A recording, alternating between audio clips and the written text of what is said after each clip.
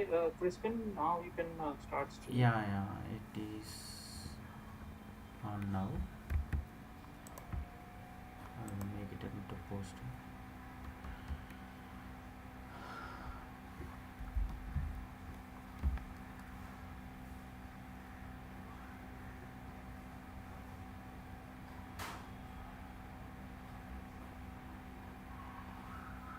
Okay, I see that on YouTube it has started. Yeah, it's live only. Okay, 1 minute, I'll double cross check. Yeah, fine. okay, so we'll start then.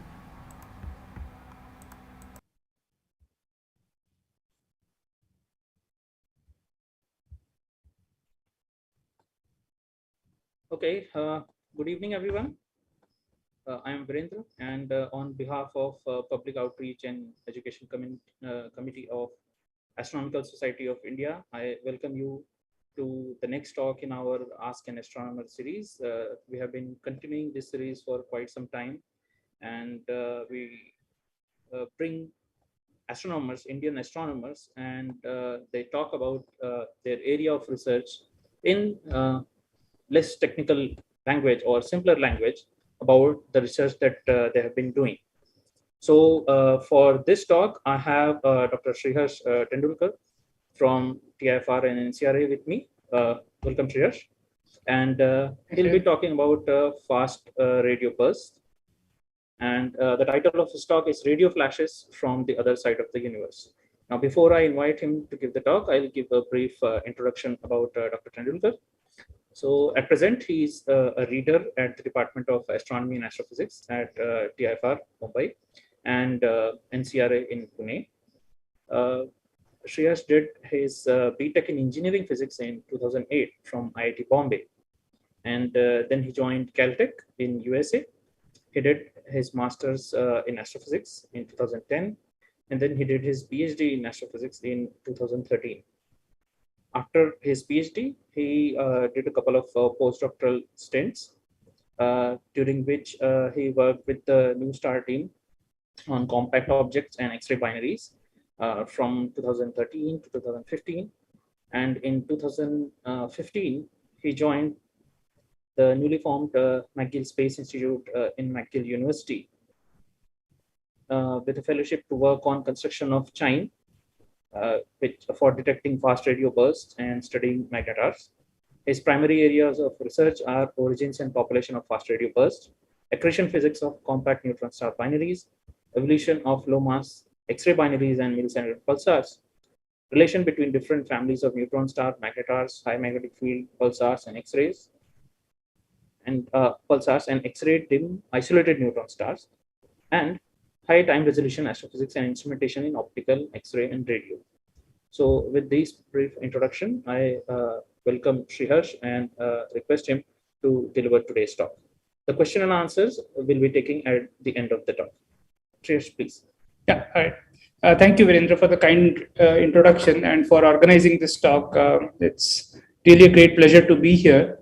So, welcome everyone. Today I'm going to tell you about fast radio bursts. Okay, so as this very nice graphic shows, it's something which goes boom in the sky and the radio light comes to us. And this beautiful telescope in the background is CHIME, the Canadian Hydrogen Intensity Mapping Experiment, which is the most prolific FRB hunter in the world because of reasons I'll tell you about in this talk. And we also use all sorts of other telescopes around the world to detect and study FRBs. So today I'm going to tell you how we detect FRBs, why it is hard to detect FRBs, and how we study them. Right. So these are bright flashes of radio light coming from random directions in the sky, and some of them are as bright as cell phone signals, except that they're not coming from a tower 10 kilometers away. They are coming from halfway across the universe. So we don't know how to make something this powerful, okay? And obviously, because FRBs are these bright flashes of light, they capture the public imagination as well. And you might have seen headlines like these in the past couple of years. Fast radio bursts are astronomy's next big thing. radio burst raised to a galaxy far away, but the caller is probably ordinary physics, and the ordinary physics is put in quotes because people often ask about extraterrestrial intelligence and so on.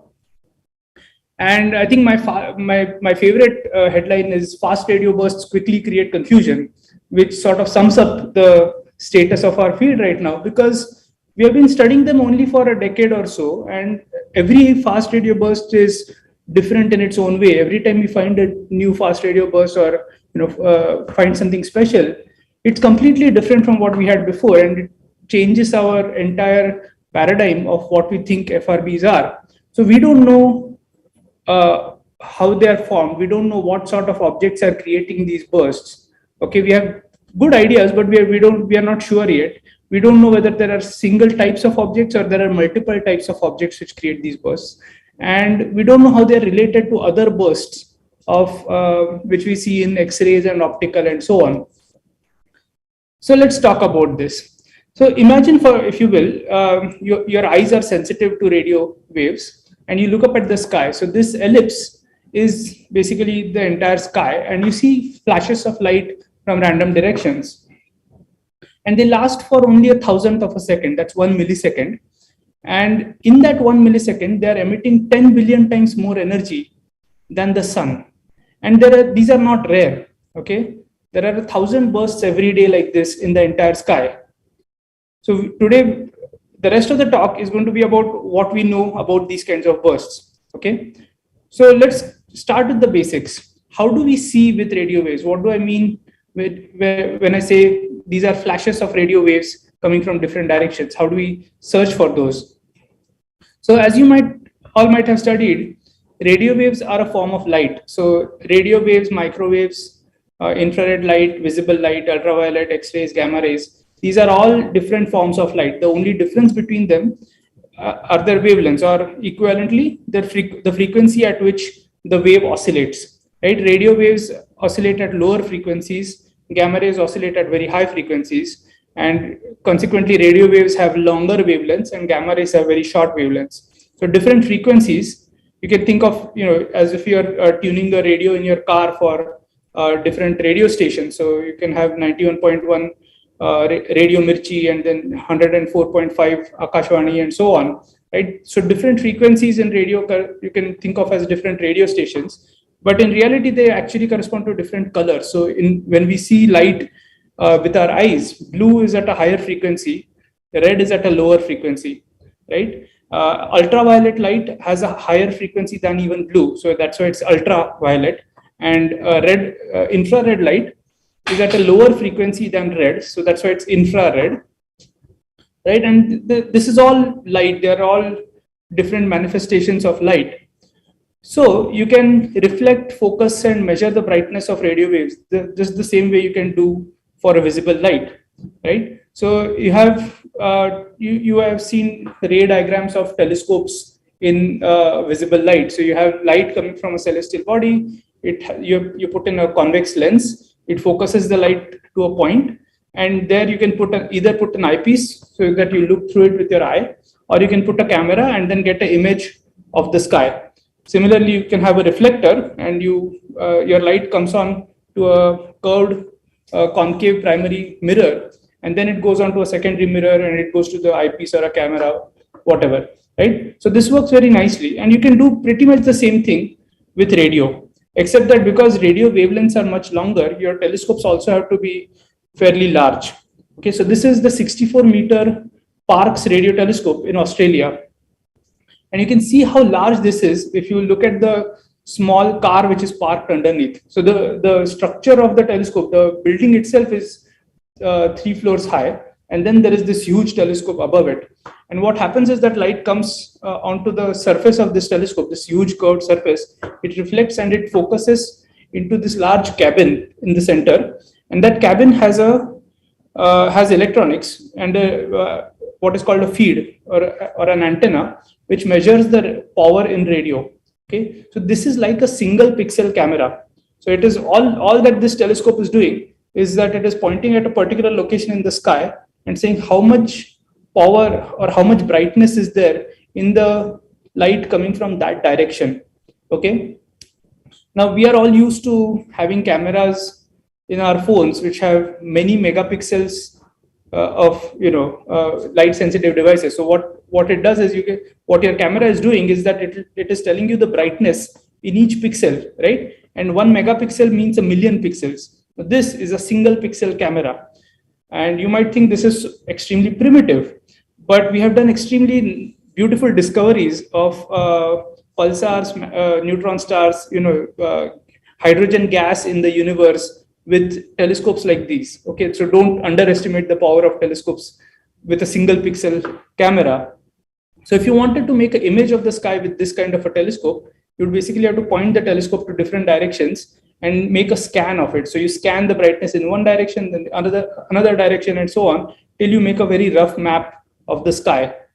But we can do better. If we take multiple telescopes, right, and we connect all of them to a computer facility, we take the data from all of those telescopes and connect it to a computer facility, we can combine the data in various ways to form what is called a virtual mirror. So effectively what we are doing is that we are putting the surfaces of these telescopes to be on the surface of this virtual mirror. This is what is called radio interferometry. Okay, so you are combining information from different telescopes to form a telescope which has a much larger diameter. And so one of the most exquisite examples of this was the image of the black hole at the center of M87. You might have seen this image, because it showed up in many newspapers as well. It is a fascinating example of interferometry done across the entire Earth.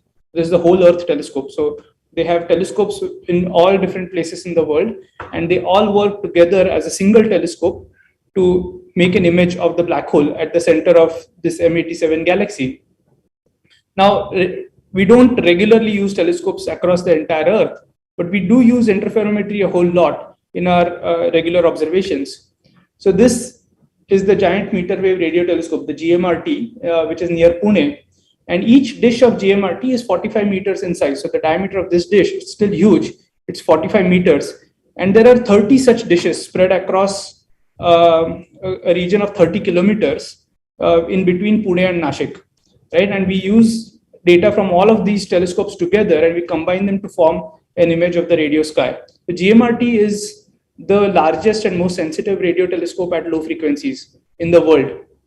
Right? And we use this very regularly to make images of the sky.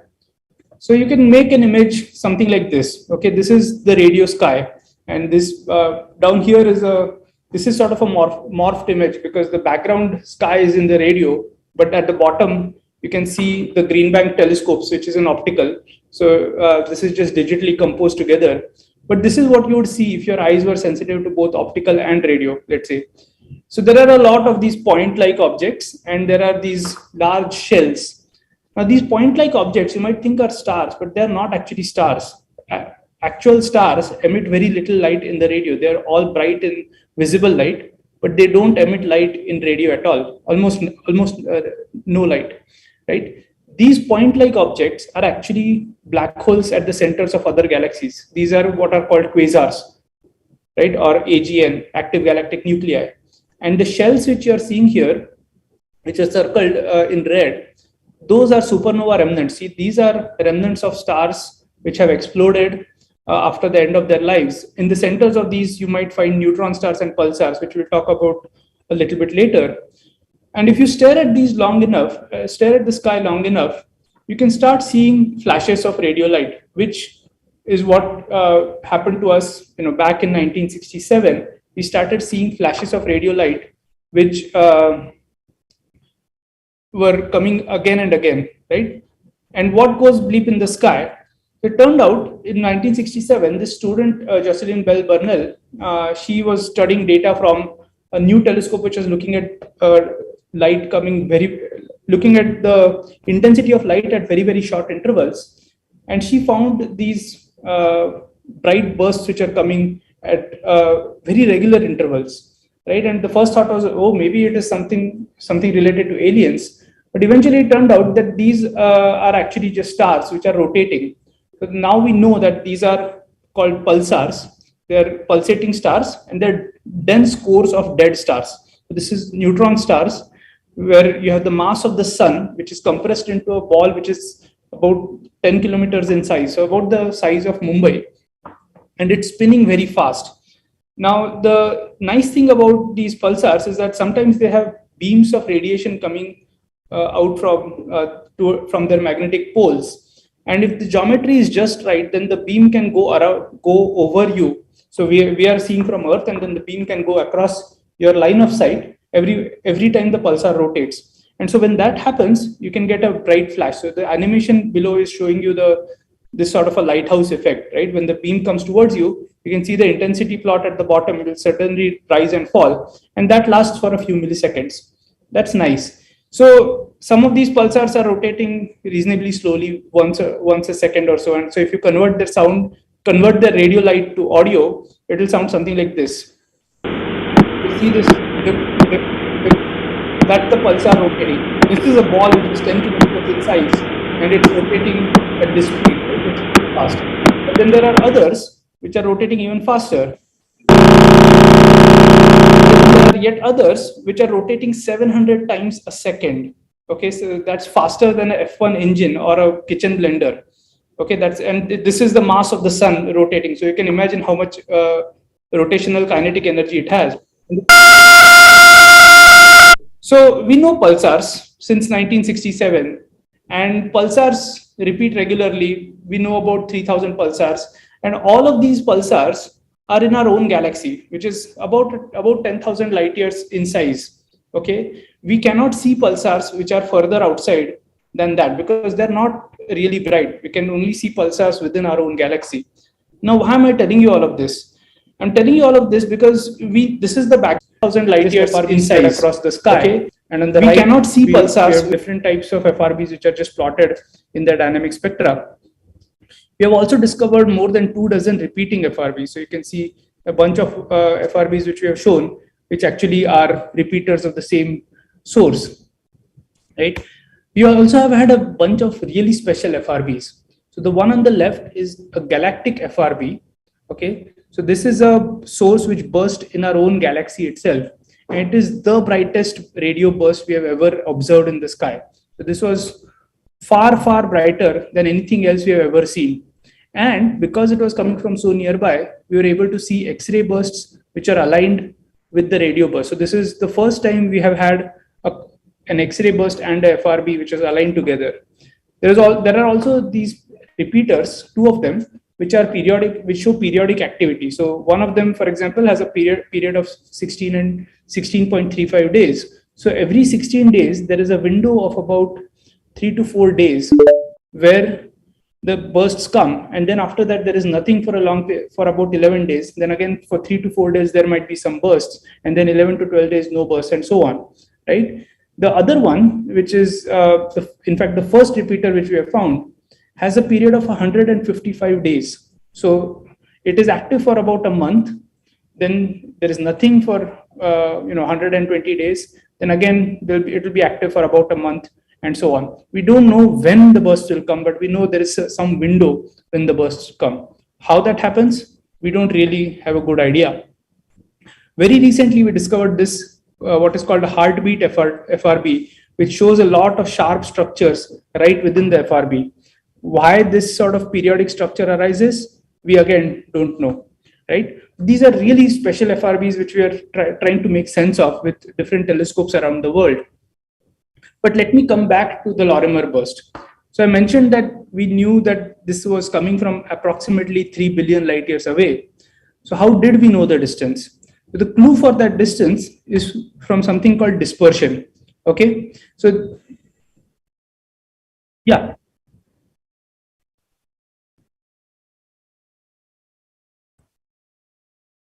Yeah, we will re-upload that missing part later. Yeah. Shriharsh, please continue. Yeah. Okay. All right. Thank you.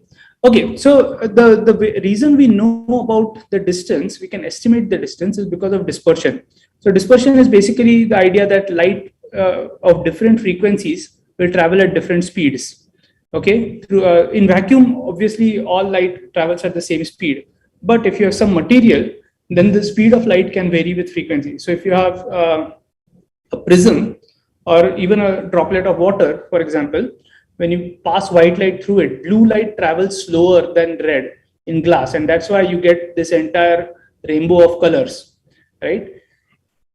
In space, you don't have glass, but you have electrons. We are basically ionized gas in space. It is not perfect vacuum. So there is a lot more of it inside the galaxy. So it's called interstellar medium. And if you go outside the galaxy, it becomes very, very sparse. It's called intragalactic medium. And in such a medium, high frequency radio waves travel faster than low frequency radio waves. Okay, so you can see in the plot on the top, high frequency light will arrive first, and then the low frequency light will arrive. Okay. Now the shape of this curve is very well understood, as I mentioned, from fundamental physics. But the total delay which you get from the high frequency arrival time to the low frequency arrival time, that is proportional to the total number of electrons between us and the source. So we are basically counting number of electrons, okay, from us to the source, and that is what is called the dispersion measure, or DM. Okay. And so when I refer to DM in the future, it's just the total number of electrons from us to the source. So one of my friends made a audio of what an FRB might sound like if we take it to audio frequencies. So it sounds like this. You can hear the chirp. I've played a few times. You can hear that the FRB comes earlier at high frequencies, and then it goes to lower frequencies, right? The other challenge is that we don't know how much dispersion there is beforehand. So what we have to do is we have to search for it by shifting these channels, right? So the way we do it is by shifting these channels left and right by the exact curve which we expect for a particular DM. Then we add all of that light up and see if there is a burst. Sometimes everything lines up, sometimes it doesn't. We have to search for it very rapidly. Now, why do we care about this DM? The reason we care about the DM is because we have a good idea of the electron distribution in the Milky Way. So in the top panel, I'm showing you the electron distribution in the Milky Way as a top-down view. The red means there is a high density of electrons. The blue means there is a low density of electrons. Now, if I tell you what direction I'm looking in, I can integrate the electron density along that line of sight and tell you how much DM the Milky Way can contribute. Okay, everything above that has to come from somewhere else. So on the bottom plot, you can see the pulsars in our own galaxy, and they form this very nice envelope of dispersion measure. We don't have pulsars with higher dispersion measures in those regions, right? But the FRBs, which are these red dots, actually have much higher dispersion measure than the pulsars in the same direction, right? So where does this excess dispersion measure come from? That has to come from this very sparse gas between the galaxies. Okay. And so on the right hand side, I'm showing you two arrows. The green arrow shows what the Milky Way would have contributed for the Lorimer burst. And the red arrow shows the excess dispersion measure, the excess DM that had to come from the sparse gas between the galaxies. And because this gas is sparse, you have to go really far away to collect as many electrons. So for the radio wave to interact with those many electrons, you have to go to billions of light years away, right? And so if FRBs are coming from billions of light years away and they're still visible to us with the same brightness as pulsars, they have to emit 1 trillion times more energy than pulsars. And the bottom line is we have no idea how to create something that is 1 trillion times more powerful than pulsars. So what are they? We know that because it has a very short time scale, it has to be a compact object. Okay, we cannot create a very short burst from something that is very large. And because we have this extremely high brightness, we know pretty much for sure that we have to have a very strong magnetic field involved. We cannot have something that emits so much energy in such a short time unless we hold it with a strong magnetic field. So there are 3 sort of major classes of models which people have proposed. There are actually 70 or 80 actual models which people have proposed. That there are, broadly speaking, you can have 2 objects which are merging. So you have 2 neutron stars or 1 neutron star and 1 black hole, which are merging, and then the magnetic field of the neutron, one of the neutron stars, starts interacting with the other object, and it can create a fast radio burst. Right? You can have energetic pulsars, which are hyper energetic pulsars on steroids, or magnetars. They are these extremely strongly magnetized neutron stars, which are known to emit extremely bright bursts in gamma rays and X-rays. So those could also produce FRBs. Right? In fact, we saw one as an example. I showed you the galactic FRB from a magnetar. Right? Then there can be exotic particles or cosmic strings, which are more sort of exotic ideas which are proposed. We have never seen anything to suggest that this might be real, but there are models, right? Now, one thing to notice is that if you have a pair of merging neutron stars or black holes, a black hole neutron star binary, they're going to merge exactly once. That's a cataclysmic event. It is not going to merge and unmerge and remerge again. So you cannot get a repeating FRB from the merger of a neutron stars, right? Whereas if you have a magnetar or energetic pulsar, it might undergo multiple events of flaring, and that could create multiple FRBs. So you can have a repeater with magnetars, but you cannot have a repeater with merging neutron stars. So how do we tell the difference between different classes of FRBs and different origins, right? One thing is you try to look at the location. Are these objects coming from inside the galaxy, outside the galaxy? Are they surrounded by young stars? Are they surrounded by old stars? For example, if you have a pair of merging neutron stars, they typically are very, very old, right? And by the time they come to the stage where they are merging, they are usually thrown out of the galaxy, and you can find a lot of them in the outskirts. And the stars around them have also lived their entire lives and have become old. So you find them in old populations. Whereas if you have a magnetar, they typically live for only 10,000 to 50,000 years after the explosion that created them. So they are typically inside the galaxy. They are surrounded by surrounded by young stars, and they'll be in a completely different environment. You can also ask, you can also differentiate between models based on repetition. How often do they repeat? Does the model predict that it would have enough power to do this kind of a repetition? How often do they repeat, right? We can look at the shapes of the bursts themselves. Are they complex? Are they simple? Are they narrow? Are they wide? We can look for counterparts in other wavelengths. So are there gamma ray counterparts? Are there X-ray counterparts? In some cases, are there gravitational wave counterparts, right? So we use different telescopes at different frequencies to study all these different properties of FRBs, right? So the first part is the localization. And how do we localize FRBs? So for this, you have to go back to the repeater. So we found this first repeater, FRB 121102, with the Arecibo telescope in Puerto Rico, which unfortunately got destroyed a few years ago. So we detected it, but now that we know that it repeats, we can try to find its position. So with the Arecibo telescope, you can say that this FRB comes from somewhere within this circle. Okay, Arecibo, even GMRT, they're meant for studying very small regions of the sky in great detail. They're exquisitely sensitive, but they see only small parts of the sky, right? And the sky is large. The sky is 42,000 square degrees. So if you have 1,000 bursts every day in the entire sky, the probability that you'll find one with Parkes or Arecibo is very, very small. Now, the new telescopes, some of which are meant for making large maps, are changing this. So the Canadian Hydrogen Intensity Mapping Experiment, or CHIME, as the name suggests, it was meant to map hydrogen in the young universe. So the idea behind it was to study how dark energy has changed the expansion of the universe.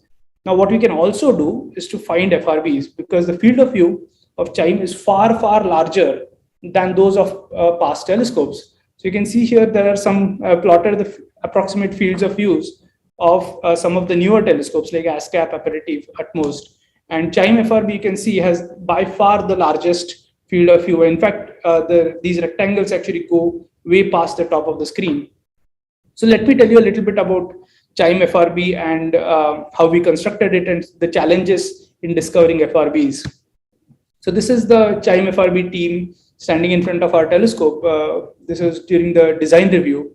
And there are a lot of different institutions involved in it, including a small but growing group at TIFR and NCRA. So this is based in Penticton in British Columbia on the west coast of Canada. And this is a place called Dominion Radio Astrophysical Observatory. So it's the National Radio Observatory Facility. And CHIME consists of these 4 cylinders, which are aligned north to south. Each cylinder is 20 meters wide and 100 meters long. And what the cylinder does is that it focuses light in a line at the bottom of this walkway. So you can see Gary here walking along this walkway. And this telescope has no moving parts. It's just looking straight up. And underneath this walkway, there are 1024 radio antennas, 256 of them on each cylinder, right? So the way CHIME looks at the sky is just by staring straight up, and the sky just drifts overhead. So here what I'm showing is the radio sky, and you can see the galaxy, which is plotted in red.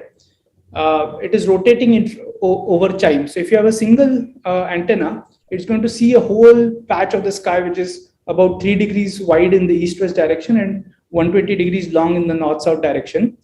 And when you have 256 of these antennas in the along the single cylinder, you can electronically focus them to form 256 beams along the north-south direction. And when you take 4 of these cylinders together, you can make 1024 beams, each of which has 256 beams in the north-south direction and 4 beams wide in the east-west direction. Now, each of these beams should be considered as a pixel on the sky. Okay, so you remember that we talked about a single pixel telescope. Now we are making a 1000 pixel telescope.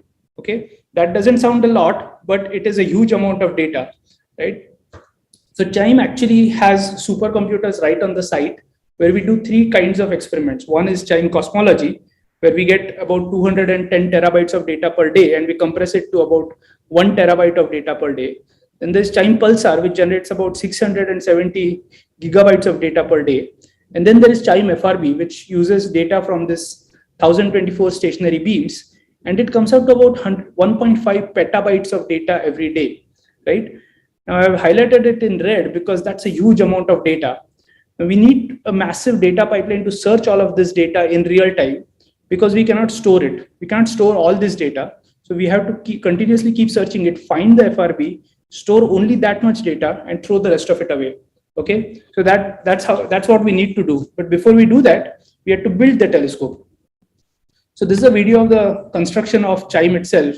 The steel structure was constructed by contractors, but the rest of it was entirely constructed by students, postdocs, professors, and even emeritus professors. So everybody actually went to the site and started putting cables and hardware together. So this is the way the CHIME signal ends up into the dish. So you have antennas which are hanging underneath the walkway. You have an amplifier behind it, and there is a 50-meter long coaxial cable which goes to a digital converter, which sit in shipping containers which are between the cylinders. And from there is an optical fiber which goes to the interferometry and FRB searching supercomputers, which sit in these big shipping containers which are on the side, right? So there are 1024 of these antennas, the green ones which you are seeing in the person's hand, and you assemble them into cassettes. So you can see Chitrang here working on assembling a cassette. There are 4 antennas on each cassette, and you make a lot of these cassettes, 256 of these, and then you have to install them on the walkway. So you can see my friends Emmanuel and Gary working up there. So you have to basically tie strings to the cassette, throw it on the side, pull it up from the bottom, and then you attach it, right? So you attach it. It turns out that the amplifiers are very nice and warm. So the birds really like to make nests in them. So you have to cover all of it and seal it completely so that this doesn't happen. And then you attach a lot of cables. There are 100 kilometers of these black coaxial cables which go to the digitizers. Then there are 80 kilometers of optical fibers which we have to lay by hand so that each part of the electronics is able to send data to the correct computer in the supercomputers. So that obviously is a lot of hardware work which we have done. So you can see, our grad students have learned a lot of interesting skills which they would not ordinarily learn in a physics course. But at the end of all of this, we get the interferometry engine. We have 2 shipping containers with 256 computers, which processes 800 gigabytes of data per second, right? And then we also built the FRB searching engine on our own. So we got all of these processors, we installed all of them together. So this is a video of us going around making a supply chain of building all the computers together. And we have to build all the racks to hold the computers. This was all done by us, the grad students, postdocs, professors, everybody. And then we get the FRB search engine, which has 130 computers with 16 terabytes of RAM to search for FRBs. And we had a huge amount of software written, right? So we have almost a few million lines of code, which was developed entirely by students and postdocs to search for fast radio bursts. So the searching actually is quite hard because you have to remove a lot of radio frequency interference. So you get cell phones, TV stations, airplanes, satellites, everything emits in the radio. And they all often have bursty structures, which we have to remove, right? And they can end up looking like FRBs. So we remove this. We try to remove as much RFI as possible. Then we try to do this dispersion correction, which I mentioned, 80,000 different trials for those. We try to find a little blip in the data. We do more RFI removal. We combine signals from all the beams. We do even more RFI removal. And we remove the known pulsars because we can also see some of the pulsars. And then we save the data. So for every real signal, we have to reject almost 1 million to 100,000 other signals, right? And we have to sift through all of this data to find the real FRB. So finally, on 25th of July, we found our first one. This was the first FRB which we detected. That was all great. In some time, we detected 30 new FRBs with just 5 weeks of data, which was also really nice. And then we got a new repeater. This was really exciting for us because, as you can see from our discussions in our Slack channel, everybody was really excited. We found a new repeater and we christened it R2 because we don't have too much imagination. And so this was R2D2 from Star Wars, in case people don't get the reference. So this new repeater added more questions, right? We have another repeater. It is nearer than R1. This is the first repeater which is found. And it also has these structured bursts, which we see here, which we had seen before for R1, right? You can see this kind of a structure in the burst. Instead of a single component, there are multiple components. They always seem to be marching down in frequency. And then the question arises, is this special to repeaters? And 600 FRBs later, we are able to answer this question, right? Some FRBs are broadband and single. So you can see some of these FRBs have a very sharp single component. They're detectable from 400 megahertz to 800 megahertz. It's across the entire band. Some of them have multiple components. You can see that there are multiple blobs. They're very short and squat blobs. So they're narrow band. They don't emit at all frequencies, right? So you can actually do a statistical analysis and you can divide FRBs into different kinds of shapes. So there are some which are single component broadband across the, you can see them across the entire telescope band. Some of them are very narrow band. So you can see them only for short band, only at certain frequencies. And those frequencies will move around.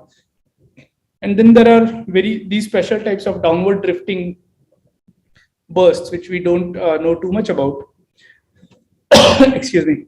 So it turns out that the first type of burst, the single component broadband, is most often seen from non-repeaters. And the other 3 types are most often seen from repeaters. Right? We don't really quite understand why this is the case, but this is something that we have seen statistically. So this is very nice work done by our graduate student, Ziggy Plunis. And now we are trying to understand better how we can target repeaters for follow-up or target non-repeaters for follow-up and identify the distinctions between the two of them.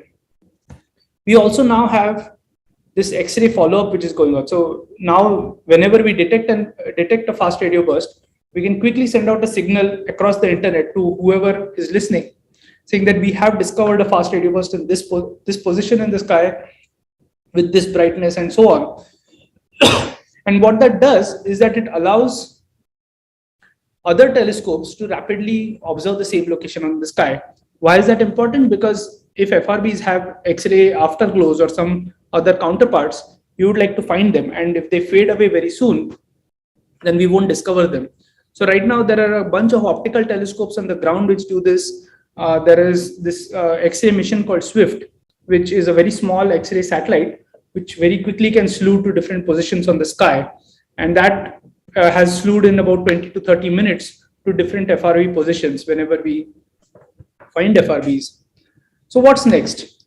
CHIME continues to operate at full capacity. We are all working hard on building different subsystems for CHIME and building new outrigger telescopes which can localize all these FRBs. We are also building new telescopes and systems to find the nearest and brightest of FRBs, because those are the ones which are most likely to have multi-wavelength counterparts to FRBs. So we use GMRT, which is the largest low-frequency radio telescope, to study these FRBs and localize them, because CHIME cannot localize. We detect stuff with CHIME and then we come to GMRT and then we study them in great detail. We understand the polarization properties, we understand the structure at very high time resolution and so on. With the UT radio telescope, which is a huge cylindrical radio telescope in UT, we are upgrading the electronics and the computers to find FRBs. This was a telescope built in 1970s, but it's a beautiful instrument. It actually can rotate and track objects for 6 hours at a time. And this, once the upgrade is complete, will be fantastic for detecting FRBs. We are also starting work on what we are calling an all-sky transient radio array, or ASTRA. And the reason why this is interesting is that the only telescopes which look at the entire sky from horizon to horizon are the ones which are operating at low frequency. So long wavelength array, which is shown in this image here, it operates at 74 megahertz, where we have not seen any FRBs at all. So what we are now doing is building an all-sky high-frequency telescope at 400 to 500 megahertz, which will detect the brightest and nearest FRBs. And what we want to do is to be able to find them, localize them, and then try to study their multi-wavelength counterparts. So to do the multi-wavelength counterparts of it, we are also proposing a mission called Daksha, which is led by IIT Bombay and co-led by TIFR, PRL, RRI, and ISRO. So these will have 2 satellites going on opposite sides of the Earth, going around the Earth, which will be sensitive to gamma ray bursts, magnetar flares, and these really bright, and the counterparts to these really bright FRBs. Right? So what we hope to do is to be able to detect FRBs, detect X-ray counterparts, and then try to study all of them together. So I'll leave you with this summary. Fast radio bursts, as I hope I have convinced you, are a fantastic beast. We know a little bit better how to find them, where to find them, and we'll understand a little bit about what they are. But there is a lot to be explored. There are a lot of interesting things and mysterious things about fast radio bursts. There might be different types of FRBs. There are probably something to do with neutron stars themselves. And right now, there is a huge global hunt for FRBs going on, with everybody searching for FRBs. So it's a very exciting field to be in. With that, I'll stop and open up for questions. Thank you for the wonderful talk, Shriharsh. And I apologize for the technical interruptions. No problem. So with this, I request now people in the Zoom room, if you have any questions, you can raise your hands or you can type in the chat box, and Shriharsh will be answering those questions.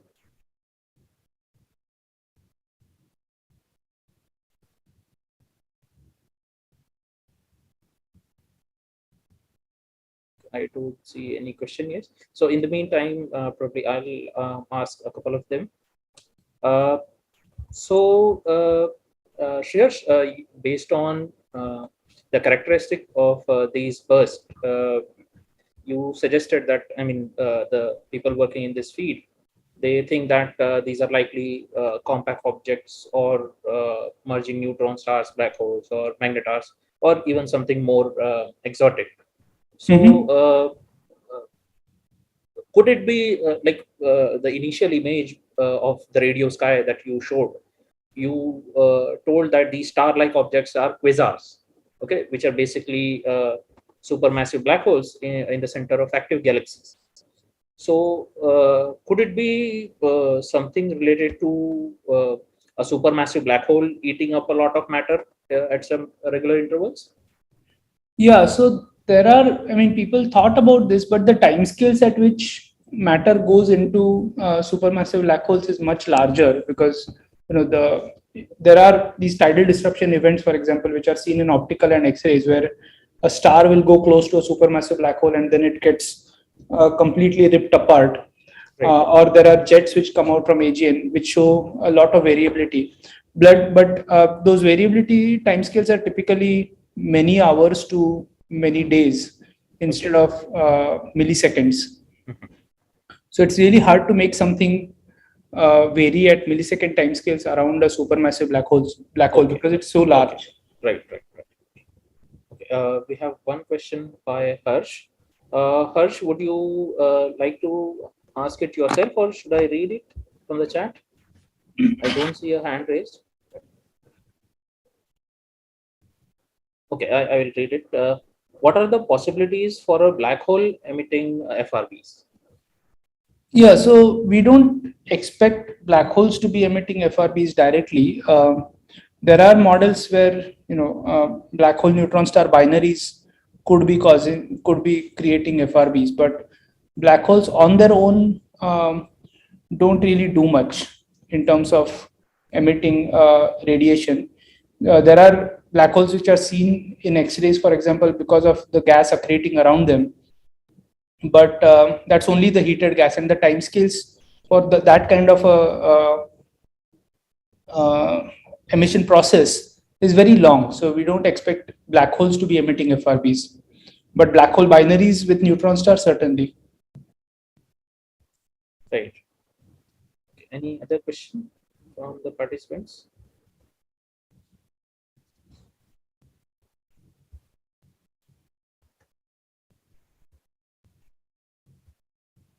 There's a question from Saugata. Saugata, yeah, I'm. Actually, I just wanted to know. You said that depending on the features of the FRBs, you said people to understand that these are merging neutron stars or magnetars. Can you please explain those the slides again? Sure, yeah. So we can't directly tell. Let me go back to this slide.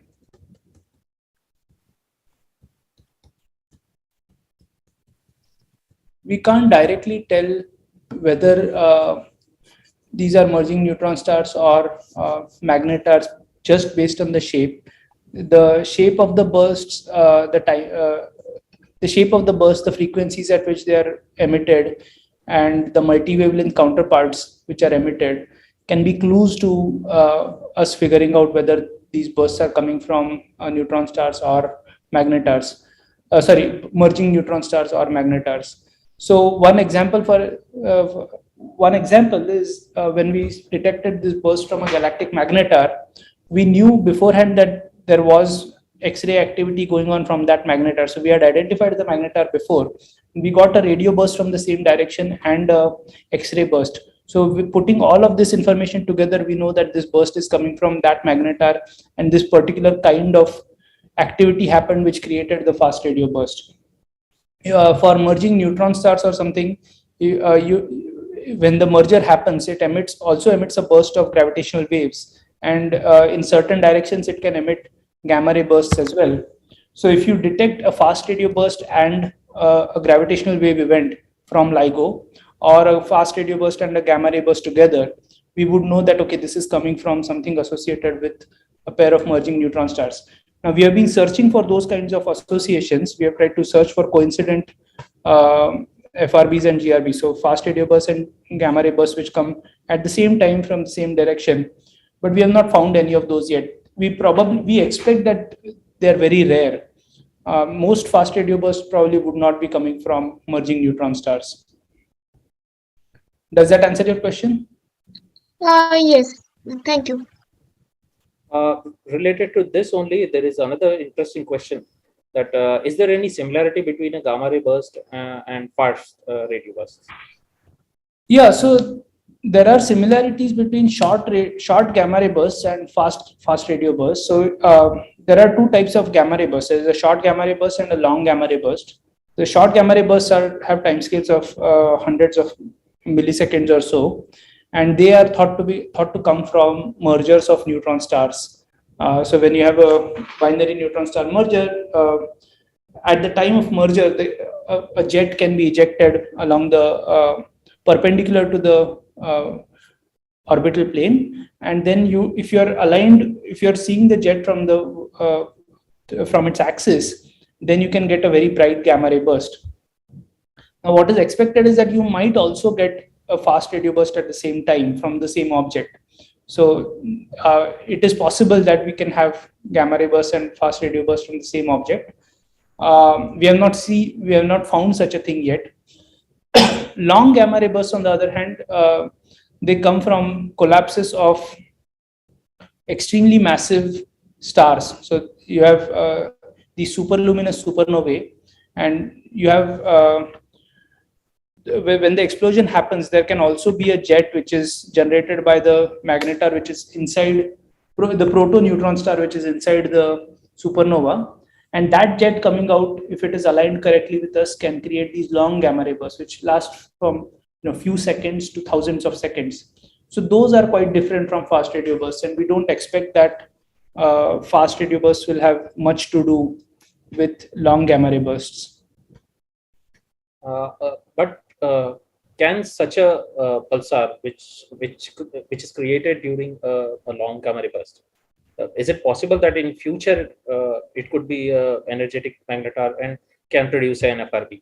Yeah, so in the future, yes, it can produce an FRB, but we don't expect a lot of prompt. In terms of prompt emission, we don't expect there to be a big correspondence between long GRBs and fast radio bursts. But as you rightly pointed out, if in the future, once the debris around this region has cleared, the magnetar which is formed could possibly emit fast radio bursts. And there are some suggestions that those kinds of models are in play. Wow, interesting. Okay, and a bit related to this, since emerging neutron star or emerging black holes are also one of the possibilities behind these FRBs. So have we observed any gravitational wave event which can be associated with one of the observed FRBs? Yeah, that's a good question. We haven't yet observed such a thing. We have tried searching for them. We have tried to look for coincidences between fast radio bursts and events from LIGO, and we haven't found anything yet. But it is certainly not out of the question, and it would be very, very interesting. So we are actively continuing to look for these. Yeah, right. Because both of these fields are relatively new, and the active research and active search for these things are, in terms of say other fields of radio astronomy or other astronomy such as optical astronomy, these things are just getting started. So hopefully in the future we get to see something exciting like this. Absolutely, yeah. Okay, are there any more questions from Zoom participants? Yeah, Sugata.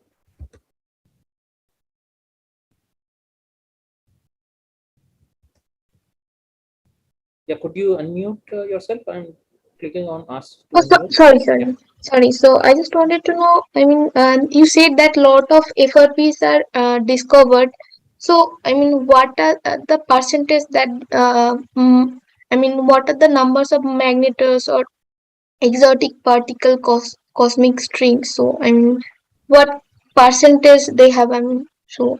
Yeah, that's a good question. So we don't actually know. We have discovered these FRBs. We have detected that they cross the Earth, but we don't know where they came from. We don't know what kind of object they came from. So as I mentioned, there are very few FRBs for which we have direct evidence that so actually we have only one FRB where we have a direct evidence that it came from a magnetar. For everything else, we are still trying to understand better. So we use different kinds of different methods to study, and we try to get information from different observations together to understand where these FRBs are coming from. But we don't know right now which of these thousands of FRBs comes from which kinds of sources. So we are pretty sure that a fairly large fraction of FRBs come from things like magnetars and energetic pulsars. A small fraction probably comes from merging neutron stars. So this is based on models of how often neutron stars merge or how often magnetars emit flares, assuming that these flares which we have observed previously in X-rays, for example, also show up in radio somehow. We don't exactly know how that would happen, but this is just a guess which we have made. Not guess, but educated prediction, let's just say.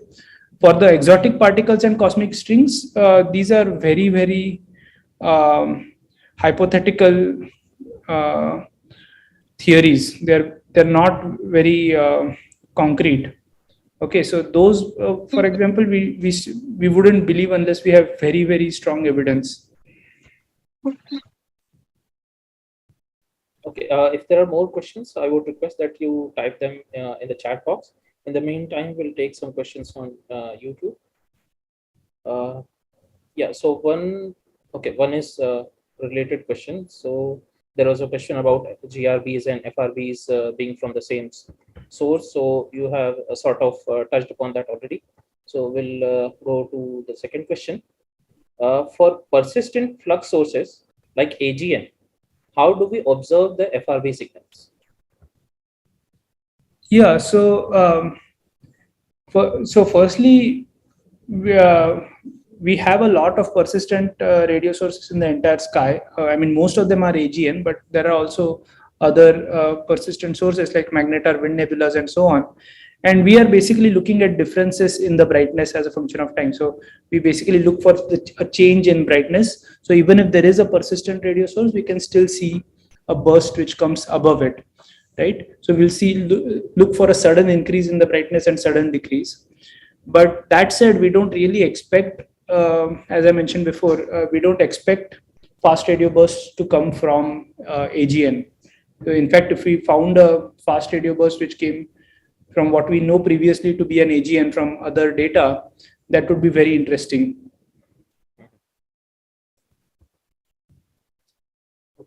Next question is, how practical is it to use multiple satellite TV dishes with an RA deck controller and horn antenna replaced to set up a very long baseline interferometer as a citizen science project for radio astronomy? Yeah, that's a very interesting question. With small satellite dishes, we can definitely search for fast radio bursts. In fact, there are a lot of projects which are, there is one project called STARE-2, which is run out of Caltech, which is basically just a satellite dish, as you mentioned, purchased from Alibaba.com, and they put a small receiver on it and a small computer, which searches for bright bursts like the one from the Galactic Magnetar.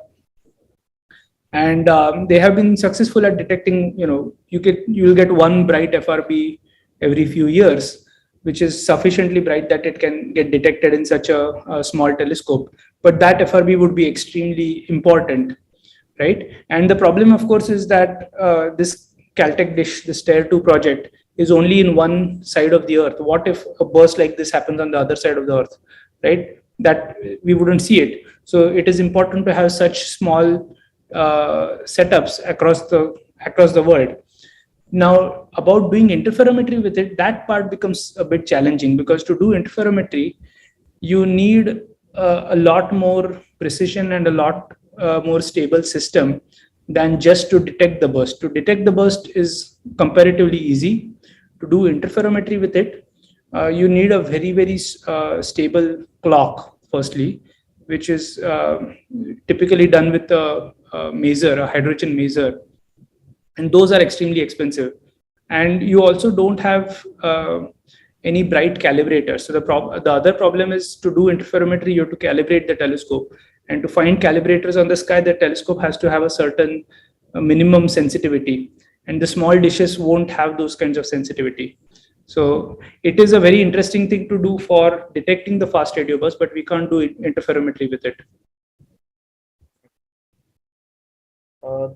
There is a associated question with this, that what is the possibility for an amateur radio astronomer with a 3-meter dish and decent SDR with 56 megahertz bandwidth and frequency range from 70 megahertz to 6 gigahertz to capture some radio signals from periodic FRBs, or say any FRBs? That would actually be quite possible. You would have to wait a little bit, because really bright bursts are rare, as I mentioned, but they are certainly detectable with a small dish. So if you're interested in doing that, you can contact me. We can talk in more detail about this, but it is certainly a thing which is possible. In case the person is interested in contacting you, could you share your email ID? Yeah, my email address is on the TIFR website. It's shriharsh.tendulkar@tifr.res.in. Okay. There are a couple of compliments that it was a wonderful talk, and someone has also said that Shriharsh is a wonderful astronomer. Okay. Thank you. So I guess probably because of the repeated interruptions, someone might have missed this. What are FRBs? So could you just quickly summarize that? Sure. So FRBs are fast radio bursts. These are bright flashes of light which seem to come from random directions in the sky. We now know that they are coming from galaxies which are billions of light years away, and since they are detectable from billions of light years away, they have to emit a huge amount of radio power, and we really don't know how to make radio bursts that bright. So we are in search of what sort of objects create these fast radio bursts, or how they're associated with the other kinds of transients that we know, and also how we can use them to probe the universe. Okay, thank you. So that's all the questions from YouTube. I don't see any further question in the chat. Okay, yeah, there is one. Can telescopes like JWST be used to detect the actual source of FRB? Yeah, so we can't detect the actual. So the neutron stars which emit these, which we think are emitting these FRBs, they themselves are really small, right? They're only 10 kilometers in size. So if you put them at a billion kilometers away, they are actually not visible. You can't see any other kind of radiation coming from the neutron star. So we can't detect the neutron star itself with JWST or any other telescope, but we can look at the surroundings of the neutron stars. What we often do is use JWST, Hubble, other optical telescopes to study the star formation regions around these locations, try to understand whether these fast radio bursts are coming from regions which are very special or very common.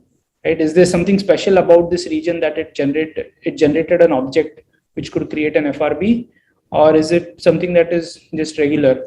Right? Is it is it a place which is currently actively forming stars, or is it a place where stars were formed many million years ago and they have not formed since?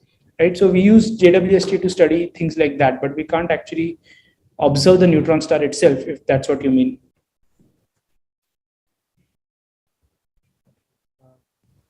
So maybe we'll take the last couple of questions. If there are any questions, please type them in the chat box. I have a question about the construction of the telescope. So the video where you showed the construction of Chime, you said that the central part was established or constructed by these contractors and others, but most of the other things, like research scholars, postdocs, faculties, even emeritus scientists, all these guys collectively made it. So any particular reason why scientists themselves were involved so much in that was mainly to save money. Because it is obviously grad student labor. So basically, it is very hard to. The telescope itself was built on a shoestring budget, so to speak, and so there was very little money to actually, for the labor part of it. And it's also very important for students to learn how telescopes are built, get some hands-on experience, because you get to know the nitty-gritties of what happens how you get your data. Right nowadays, if you're using a telescope which is already built, you just sit in front of your computer and the data comes to you, and you don't understand the intricacies involved in collecting the data, what can go wrong, how do you account for things that go wrong, and so on. So that also is a very useful experience. So I did instrument construction during my PhD as well. That was an optical adaptive optics instrument for the Palomar 60-inch telescope. That was an optical, and I did some X-ray instrumentation work during my first postdoc, and then for this postdoc, and now we are working through radio instrumentation and building radio telescopes. Right. Okay, no more questions. So that was an interesting tidbit about the construction of the telescope. Lastly, maybe I'll wind up with this question. This question also came up when pulsars were discovered. So for general audience, many people might have this curiosities that okay, this is a radio signal, and sudden very strong signals you are getting. So can it be very advanced alien civilizations trying to contact us? Yeah, so we don't. So these signals which we are getting, these are quite certainly coming from just physical processes. There is no information per se which is being transmitted, because information usually means there is a pattern, and we don't see that in these kinds of things. But there are people who are actively trying to search for extraterrestrial intelligence. One of the most common things we expect, is that there will be emission which is at a very, very narrow particular frequency. And that is very different from the kinds of bursts that we are seeing. We are seeing FRBs that have very broad range of frequencies, right? So if you ask us, what would be the best way to contact another civilization, the best way we can think of is to put all your energy in a very, very narrow frequency band, where it cannot be physical, and where it which would be detectable only by some other civilization. So those kinds of signals are being searched for. So there is this very large collaboration called Breakthrough Listen, which is using radio telescopes like GMRT, like Green Bank Telescope, like Arecibo, before it unfortunately crashed, and Parkes as well, to search for these extremely narrowband signals, which if we detect them, that would be very, very interesting to think about in terms of extraterrestrial intelligence. Okay, thank you. There is one more question which has just come up on YouTube. Shall we take that? Sure, yeah. Okay, thank you.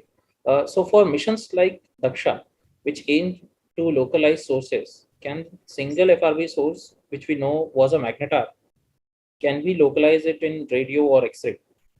Yeah, so with Daksha, the localization of transients is fairly rough. It is about 10 degrees or so, but that's sufficient, because we can, because magnetar, we have predetermined positions for most other magnetars. So if it's a source that we already know about, then we can use that to find it.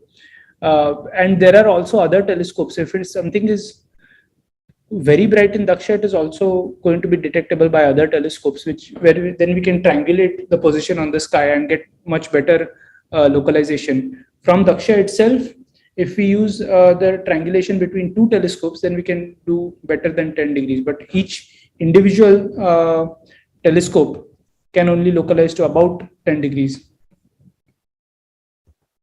Okay.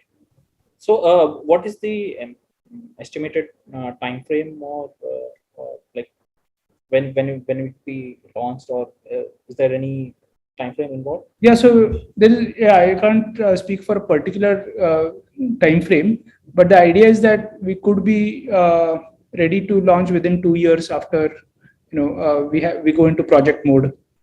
Okay, okay. So I don't see any new questions.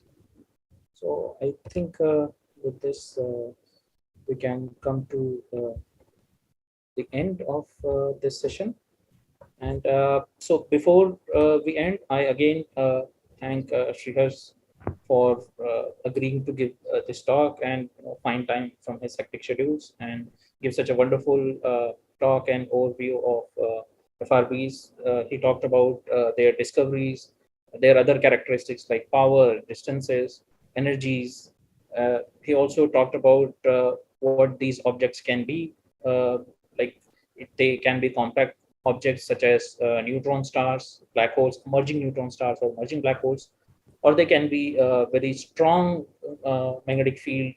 They can be pulsars having very strong magnetic fields, which are known as magnetars, or they can be even something more exotic form like particles, cosmic strings. But as he said, that these are some proposed models, but what are the objects?